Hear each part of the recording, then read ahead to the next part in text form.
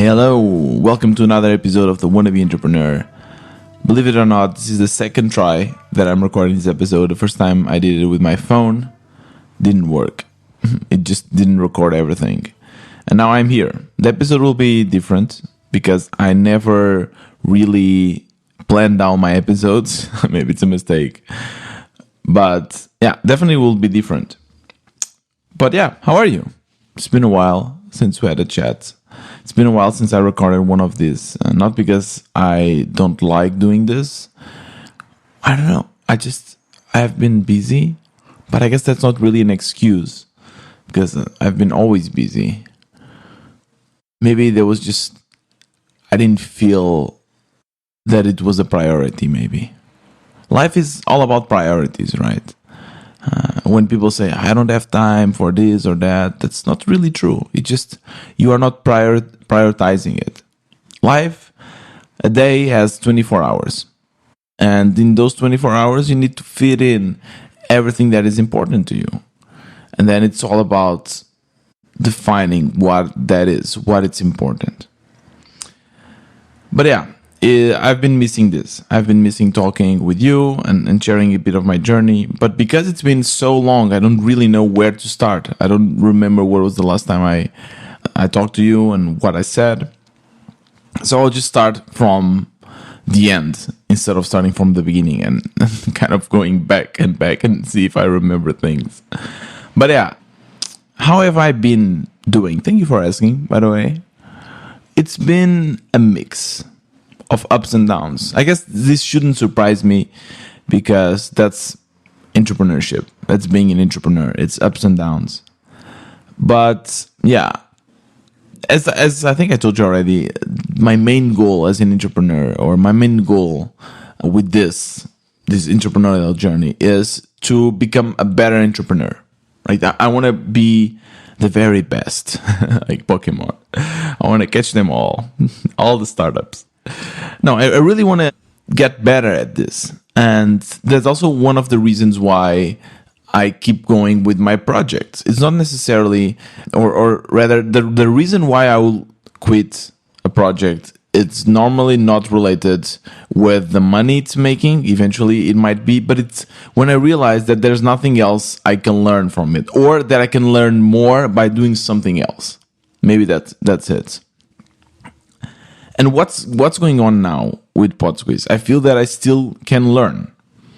I feel that I am in this unique position where I have a startup that is quite well established in our little podcasting area. And there's a lot of things that I can try.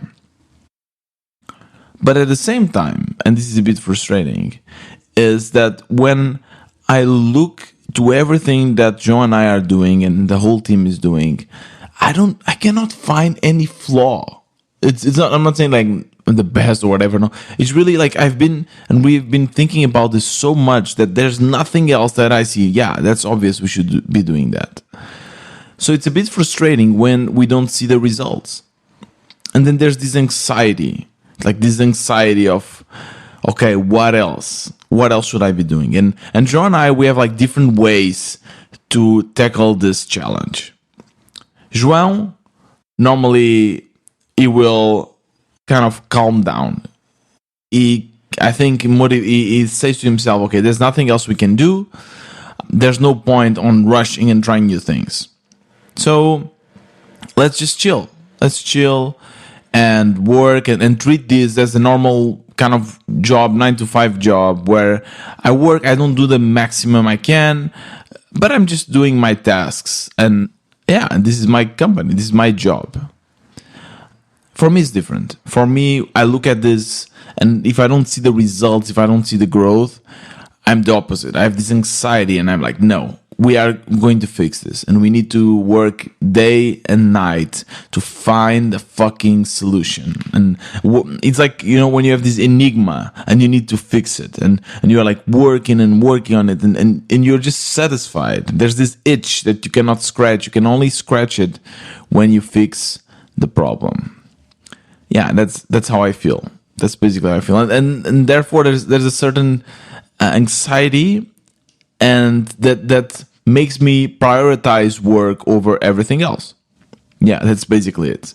I think, again, this is so therapeutical, speaking to the microphone, speaking to you, because I figured out a lot of interesting shit.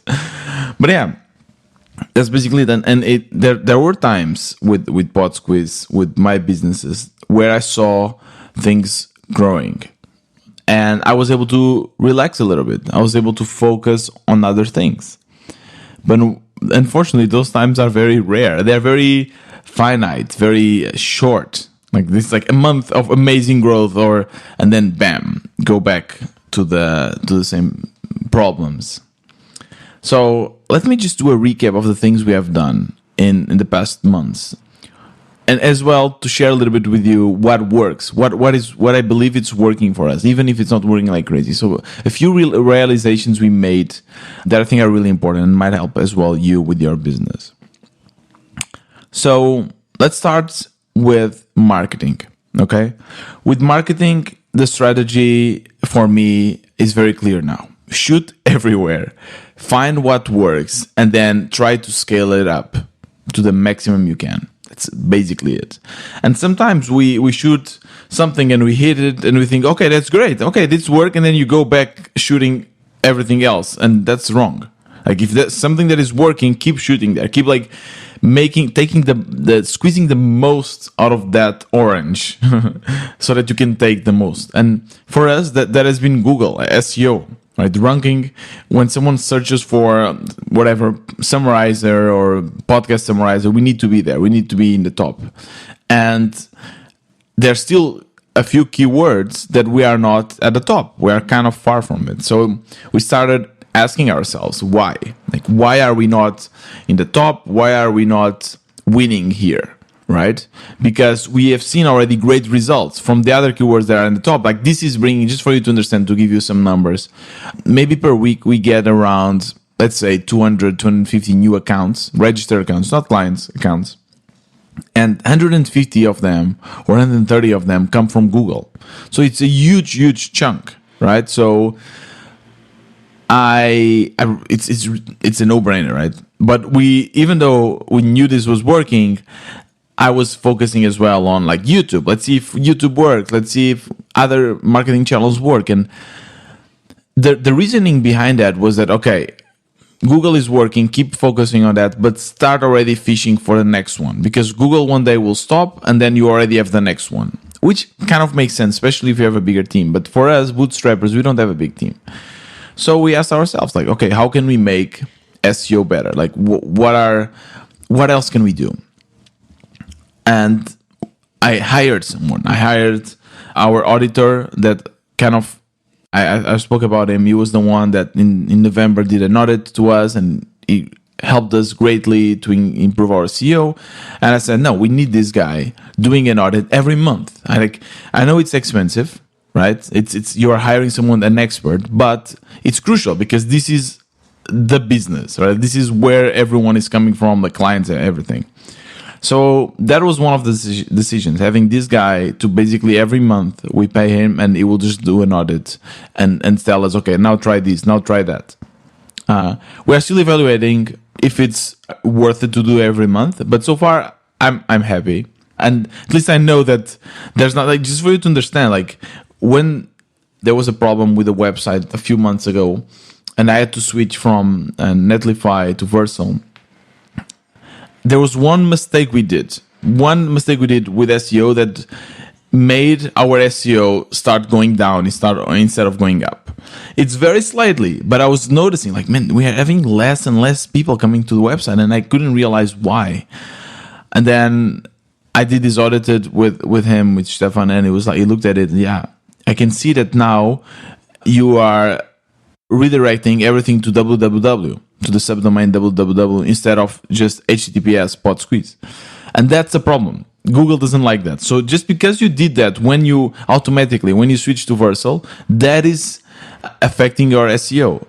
And it's crazy. It's crazy that such a small thing, it's actually like Google is not smart enough to realize, no, it's a fucking same domain, right? So yeah, it's crazy how dumb Google is sometimes with this algorithm. So yeah, it's crucial. If it wasn't for him, I would never actually get this. I would never get this figured out. So now we have him. Another thing that he told me is like backlinks. Like backlinks is crucial. Backlinks is basically other websites, especially where it works best if the other websites have also big domain authority, if they are in your field, like other podcasting websites, if they link you, if they mention you in their website. This shows Google that you are an authority because people are mentioning you. People are sending traffic your way.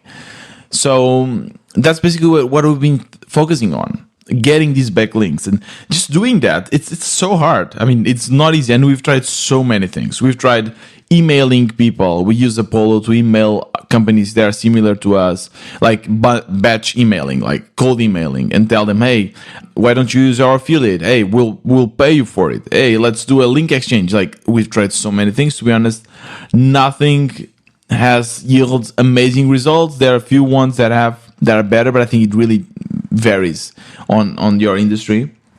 So that's one. Then we went to this conference. In this conference, I was like, Joe and I were just meeting people and getting all these contacts. And now I'm reaching out to them and saying, hey, let's do a link exchange. Hey, let's do this. Hey. And that's kind of working. That's working really well, actually. We still didn't see any results, but yeah, also then going to all this, directories of AI tools where you can post your websites.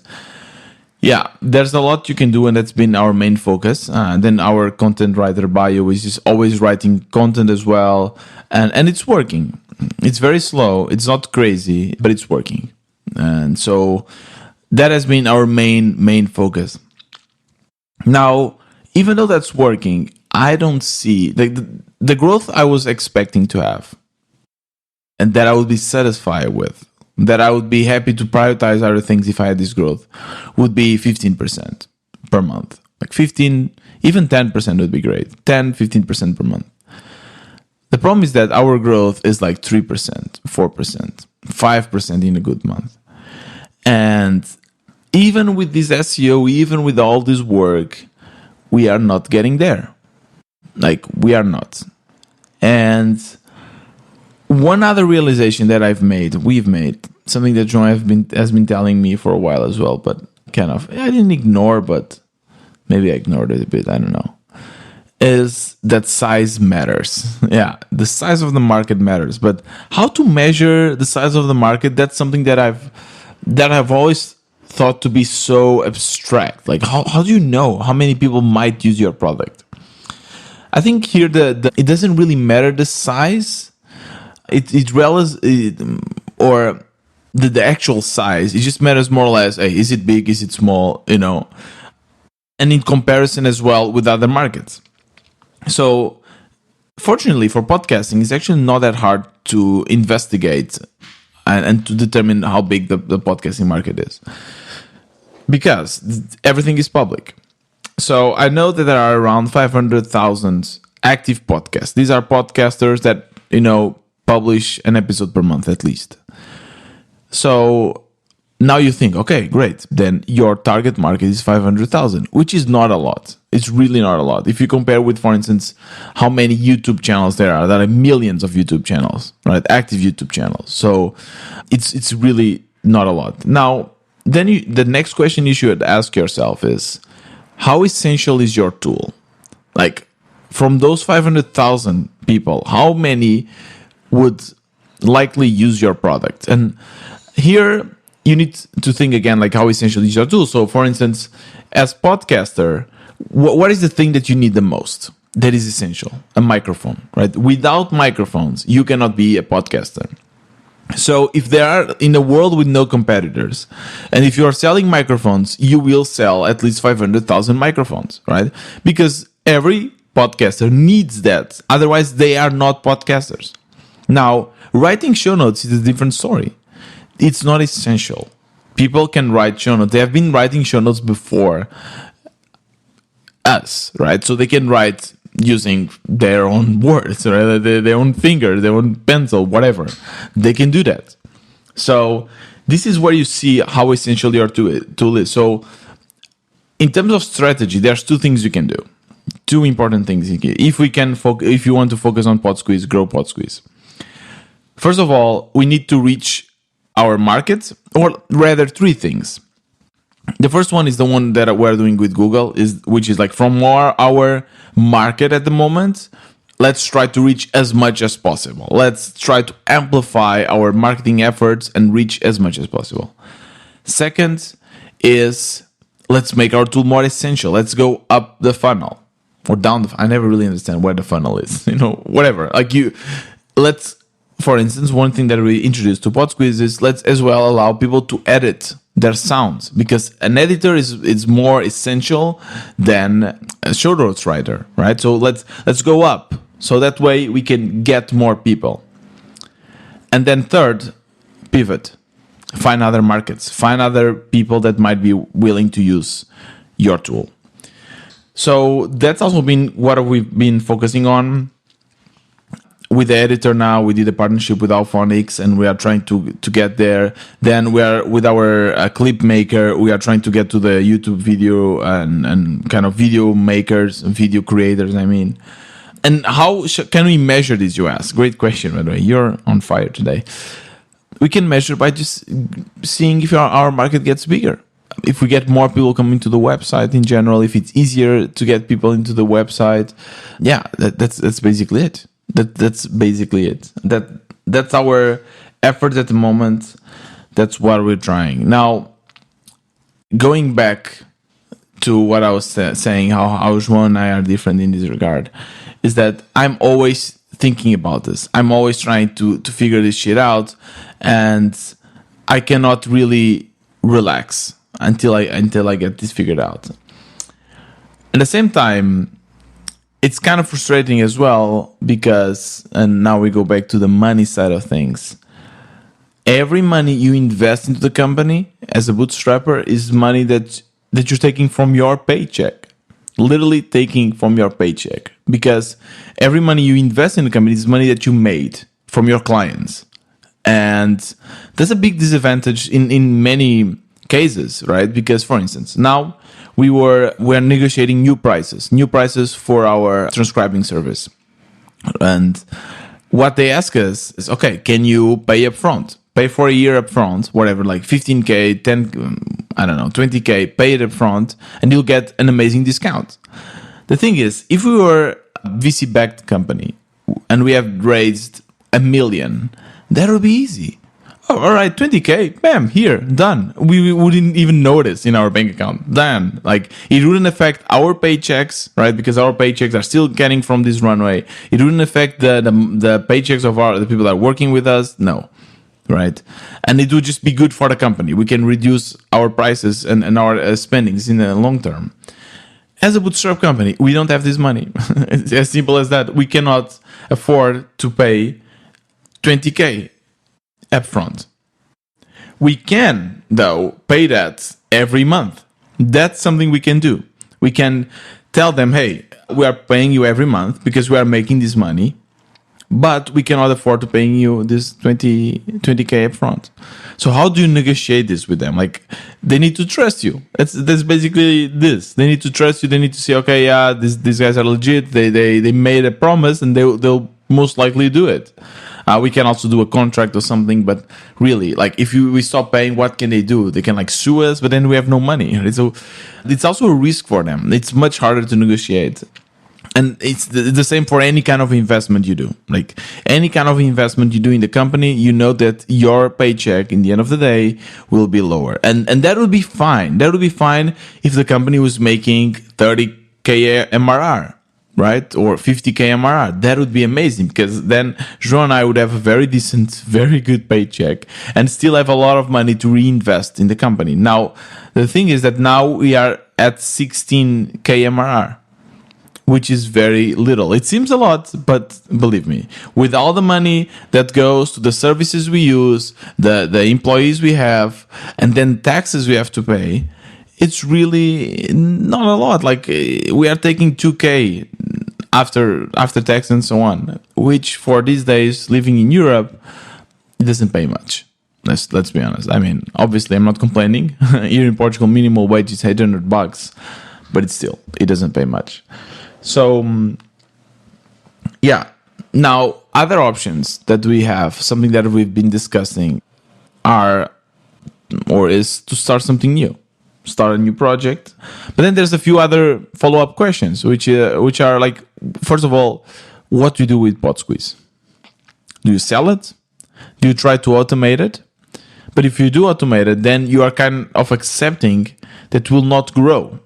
Because you are not, if I feel like that I need to spend so much time working on Podsqueeze, if I don't spend that time working on Podsqueeze, I'm accepting that it's not going to grow. I'm accepting that there are certain things that I won't have the bandwidth to work at, right? And I need to make that decision and say, okay, that's fine. Because in the end, the bigger picture is not to be rich with Podsqueeze or to grow with Podsqueeze. The bigger picture is to learn. And to learn, I cannot be connected to only one product. I need to have more products. Yeah. So I guess the last question I need to ask myself is there still things that I can learn with Podsqueeze that I'm not learning? Or that if I stop working with Podsqueeze, I'll stop learning? Now, the thing is, one thing that I want to test for sure is, does size actually matter, right? Is what we're doing with Podsqueeze right now? I think we've done so much. We have explored so many marketing channels. And sometimes I speak with other indie maker friends that have other products that are making so much more money than us. And then we start discussing like marketing techniques, and they seem very clueless. They're like, I don't know, it's word of mouth, you know? People kind of speak about us. I was like, how? Like, how is this happening? Our product is amazing. I mean, sure, your product is, my product is amazing. Everyone says that. No, there's probably something more. And again, it's the market size. I think that's the only explanation for me.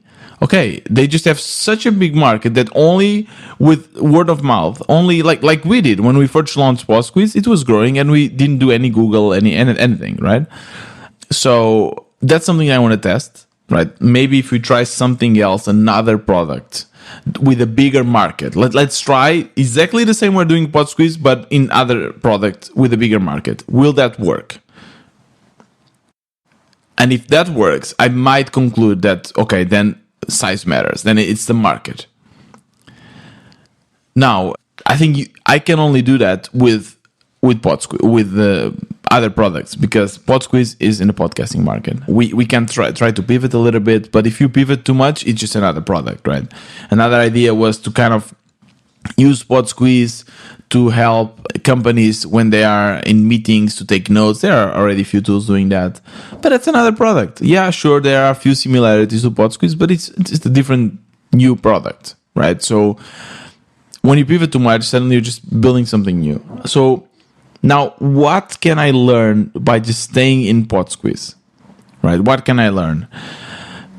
To assume that, to say that I can still learn something, I need to make two assumptions. One, either Podsqueeze will grow, and as Podsqueeze grows, other challenges will come, challenges that I can only learn with that size, with a company with that size, and therefore I need Podsqueeze. I need Podsqueeze to grow, and then I can still learn that.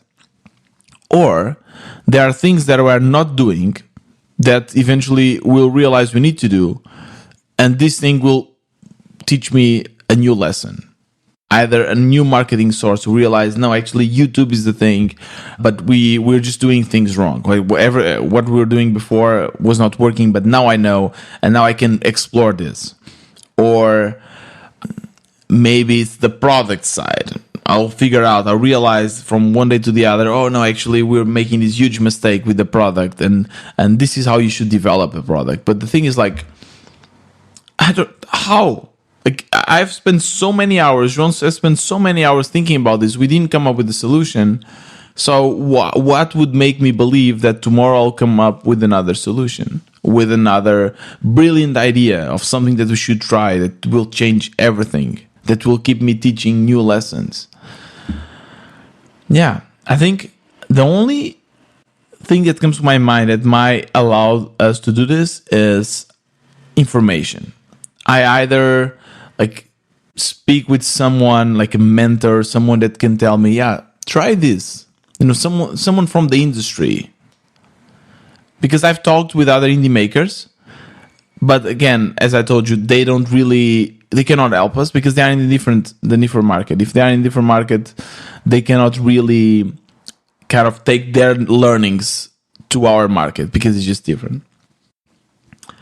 So yeah, actually, that's a good idea. I think in the end, the only thing I can do is to speak with people in our market and see. And it's a bit weird because at the same time they are competitors, or some of them are competitors, some of them are not, where we can collaborate. But yeah, we need to figure out and learn with each other to see if there's something that I'm missing, something that they are doing and we are not.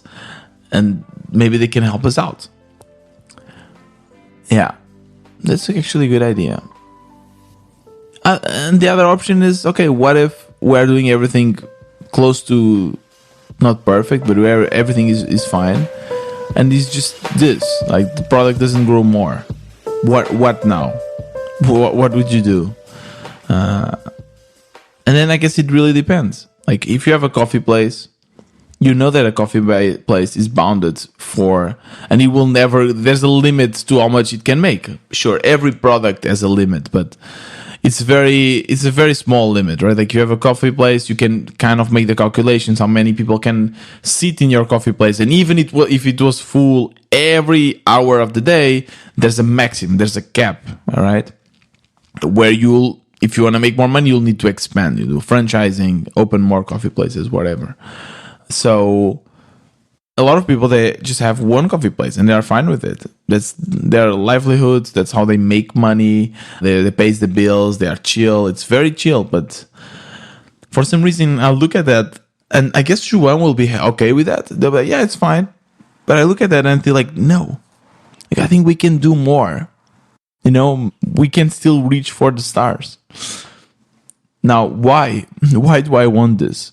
Why do I fucking want to reach for the stars? Why I'm not happy with just a small coffee place and chill? Is this me because I'm living in a city and I have this, high, fast-paced mentality and everyone around is like work, work, work. And if I was like more in a more chilled place, this wouldn't affect me, right? And I would be, okay, no, just chill out. Work is not the most important thing. Or is it really me? Is this really my calling? Do I really believe that work is the most important thing? And in the end, and kind of as a way to finish this episode with in a more philosophical line, I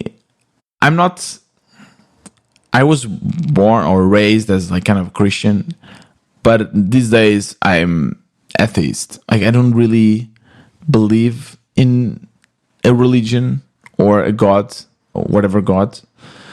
It was really hard to make this because especially when you grow up learning about having a God and so on, it's hard to make the decision to not believe in any because it can feel a bit empty.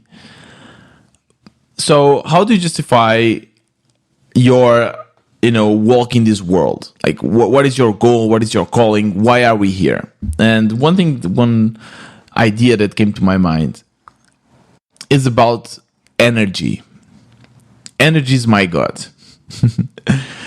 Energy is everywhere, right? Like if you now go and look through your window, you'll see like the wind in the leaves or like people moving or the sun. Everything is energy. Everything is energy being used and reused and transformed. And I really believe that my role in the world, the role of everyone, is to getting the energy that was given us, right, by the universe, and transforming this energy and making something better and passing forward, pass that energy forward, right? And that can have many, many faces, right? One face can be with love, with the people that you love, by caring for them, to making sure that they are loved, they feel good. Can be with work, right? By doing a SaaS that changes the life of people, right? And for us, for instance, making podcasting more available to make sure that people don't give up with their dreams of being a podcaster, because eventually they will, with their podcast, maybe change others people's lives. And you're, creating this energy and transforming it and using it for good.